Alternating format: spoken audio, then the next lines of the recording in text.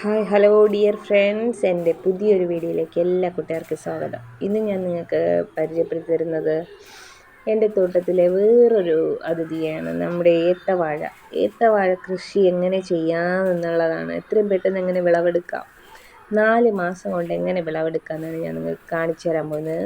Details ആയിട്ട് ഞാനെല്ലാം പറഞ്ഞു തരാം കേട്ടോ കൂട്ടുകാരെ. ഓക്കെ, അപ്പം നേരെ വീഡിയോയിലേക്ക് പോകാം.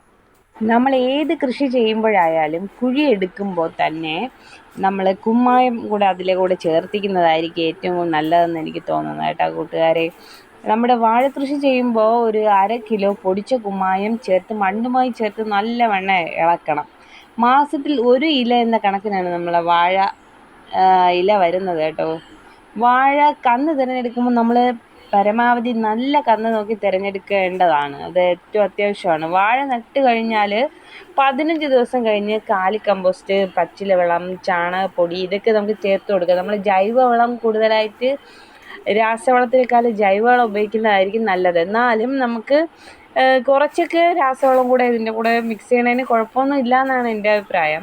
1 മാസം കഴിഞ്ഞിട്ട് നമുക്ക് വേണമെങ്കിൽ 100 ഗ്രാം യൂറിയ, 20 ഗ്രാം പൊട്ടാസ് ചേർത്ത് നല്ലവണ്ണം മിക്സ് ചെയ്ത് കൊടുക്കാം കേട്ടോ. അത് നമ്മുടെ വാഴയുടെ വളർച്ചയ്ക്കൊക്കെ വളരെ അനിവാര്യമായൊരു ഘടകമായിരിക്കും. സാധാരണ മിക്കവാറും നമ്മുടെ വാഴയുടെ ഇതെന്ന് പറയുന്നത് ഒരു 6 മാസത്തിനുള്ളിൽ അതിൻ്റെ വാഴ കുല വരുന്നതാണ്. പക്ഷേ നമുക്കാണെങ്കിൽ സാധാരണ കുലയ്ക്കുന്നതാണ് 6 മാസത്തിനുള്ളിൽ. ഇത് നമ്മുടെ വാഴയാണെങ്കിൽ 4.5 മാസത്തിൽ കുലച്ച് കേട്ടോ കൂട്ടുകാരെ. അത് നമുക്കൊരു വലിയ അത്ഭുതം പോലെയാണ് തോന്നുന്നത് കേട്ടോ. ഇത് 4.5 മാസമായപ്പോൾ കുലച്ചു. കുട്ടികളെ നോക്കും പോലെ നമ്മൾ ഈ വാഴയെ നല്ലവണ്ണം കെയർ ചെയ്ത് നോക്കണം കേട്ടോ. എങ്കിലും നമുക്ക് നല്ല കൊലയും കിട്ടും. നല്ല കൊലയും കിട്ടണമെങ്കിൽ നമ്മൾ കുട്ടികളെ നോക്കും പോലെ തന്നെയാണ് ഇതിനെ പരിചരിക്കേണ്ടത്. വാഴ നട്ട് കഴിഞ്ഞാൽ ആദ്യത്തെ 3 മാസത്തെ പരിചരണം വളരെ ഇമ്പോർട്ടൻ്റ് ആണ്. വാഴയുടെ 60% വേര് വരുന്നത് ആദ്യത്തെ 3 മാസത്തിലാണ് കേട്ടോ. 60% വേരും വാഴയുടെ വരുന്നത്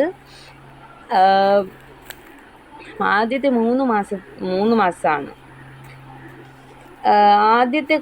ആദ്യത്തെ ഇല തൊട്ട് അവസാനത്തെ ഇലയാണ് നമ്മുടെ കൊലയെന്ന് പറയുന്നത് കേട്ടോ. ആദ്യം നല്ലപോലെ നോക്കിയാൽ നല്ല വലിപ്പമുള്ള കൊല നമുക്ക് കിട്ടുന്നതായിരിക്കും. നമ്മുടെ വെയിറ്റുള്ള കൊലയും നമുക്ക് നമ്മുടെ 3 മാസത്തിൽ നല്ല കെയർ ചെയ്ത് നോക്കിയാൽ നമുക്ക് കിട്ടുന്നതായിരിക്കും. മണ്ണ് ഇളക്കം ഉണ്ടായിരിക്കണം എപ്പോഴും. മണ്ണ് എപ്പോഴും നല്ല കട്ടിയായിട്ടിരിക്കാൻ പാടില്ല കേട്ടോ. നല്ല ഇളക്കമുള്ള മണ്ണിൽ വേണം നമ്മൾ വാഴ കൃഷി തുടങ്ങാനായിട്ട്. മണ്ണിന് നല്ല പോലെ കെയർ ചെയ്യണം.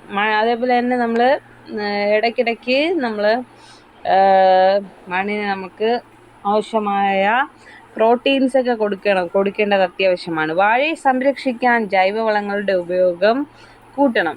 ജൈവവളങ്ങളുടെ ഉപയോഗം കൂട്ടി നമുക്ക് വാഴയെ വളരെയധികം സംരക്ഷിക്കാം കേട്ടോ. കീടങ്ങളൊക്കെ വരുന്നതിൽ നിന്നും നമുക്ക് തടയാൻ പറ്റും.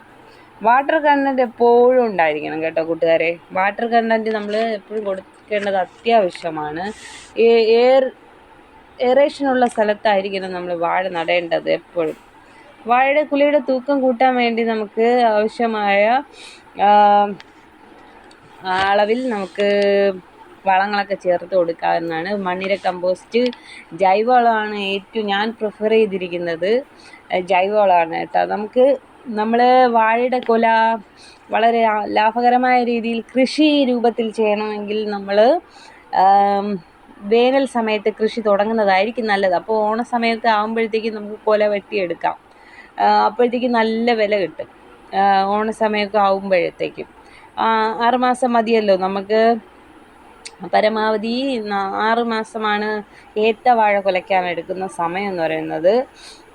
ജൂൺ ജൂലൈ മാസങ്ങളിൽ ഏത്തവാഴ നട്ടാൽ നല്ല റിസൾട്ട് കിട്ടുമെന്നാണ് പറയുന്നത്. പരമാവധി നമ്മൾ നടേണ്ടത് മാർച്ച് ഏപ്രിൽ മാസത്തിൽ നമുക്ക് വേണമെങ്കിൽ ഈ വാഴ തൈകൾ നടാവുന്നതാണ്. നമ്മുടെ പ്രധാനമായി ശ്രദ്ധിക്കേണ്ടത് കാര്യമെന്ന് വെച്ചാൽ നമ്മൾ കന്ന് തിരഞ്ഞെടുക്കുമ്പോൾ കറക്റ്റ് നല്ല കന്ന് നോക്കി തന്നെയാണ് തിരഞ്ഞെടുക്കേണ്ടത് കേട്ടോ. അല്ലെങ്കിൽ കന്നിൻ്റെ അടിസ്ഥാനത്തിലായിരിക്കും വാഴയുടെ വളർച്ചയെന്ന് പറയുന്നത്. നമ്മൾ അതേപോലെ തന്നെ വാഴയ്ക്ക് ആവശ്യമായുള്ള എല്ലാ പ്രോട്ടീനുകളും നമ്മൾ നൽകണം. ആദ്യ മാസത്തിൽ കൊടുത്തതുപോലെ തന്നെ നമ്മുടെ യൂറിയയും പൊട്ടാസും അവസാനം വാഴ കുലച്ചതിന് ശേഷം കൊടുക്കണം കേട്ടോ. ഇവിടെ ഇപ്പോൾ നമുക്ക് ഇപ്പോൾ കുറച്ച് ആദ്യമായിട്ടാണ് നമ്മൾ ഇത്രയും വാഴ നമ്മൾ നടുന്നത് കേട്ടോ. അതിൻ്റെ റിസൾട്ട് കിട്ടിയപ്പോൾ വളരെ സന്തോഷമായിരുന്നു. നമ്മൾ ആദ്യമായി വാഴ കുലച്ചപ്പോൾ ഭയങ്കര ഹാപ്പി ആയിരുന്നു കേട്ടോ കൂട്ടുകാരെ. ആദ്യമായിട്ടാണ് നമ്മൾ ഇത്രയും നമ്മൾ വാഴയൊക്കെ നടാറുണ്ട് വീടിൻ്റെ പരിസരത്തൊക്കെ, പക്ഷേ ഇത്രയധികം വാഴ നട്ടത് ആദ്യമായിട്ടാണ് കേട്ടോ. വാഴ കുലയ്ക്കുന്നത് വരെ പരമാവധി നമ്മുടെ കന്നിനെ അവിടെ വളരാൻ അനുവദിക്കരുത് കേട്ടോ. വാഴക്കന്നുകളൊക്കെ ഒരുപാട് വന്നു, അതെല്ലാം എൻ്റെ ഫാദർ അത് മാറ്റി കൂട്ടുകാരെ. അപ്പോൾ ഏത്ത മാത്രമല്ല, വേറെയും വാഴയുണ്ട്, കപ്പയുണ്ട്, രസകദളിയുണ്ട്, അങ്ങനത്തെ കുറേ ഇനം വാഴകൾ നമ്മൾ നട്ടിട്ടുണ്ട്. അതൊക്കെ ഞാൻ അടുത്ത വീഡിയോയിൽ നിങ്ങൾക്ക് കാണിച്ചു തരാം. നിങ്ങൾക്ക് എൻ്റെ വീഡിയോ ഇഷ്ടപ്പെട്ടിട്ടുണ്ടെങ്കിൽ ലൈക്ക് ചെയ്യുക, ഷെയർ ചെയ്യുക, സബ്സ്ക്രൈബ് ചെയ്യുക. എന്തെങ്കിലും അഭിപ്രായങ്ങൾ, ഞാൻ പറഞ്ഞതിൽ എന്തെങ്കിലും തെറ്റുണ്ടെങ്കിൽ അത് നിങ്ങൾക്ക് കമൻറ്റായി രേഖപ്പെടുത്താം. പിന്നെ നിങ്ങളുടെ വിലയേറിയ അഭിപ്രായങ്ങളൊക്കെ രേഖപ്പെടുത്തൂ.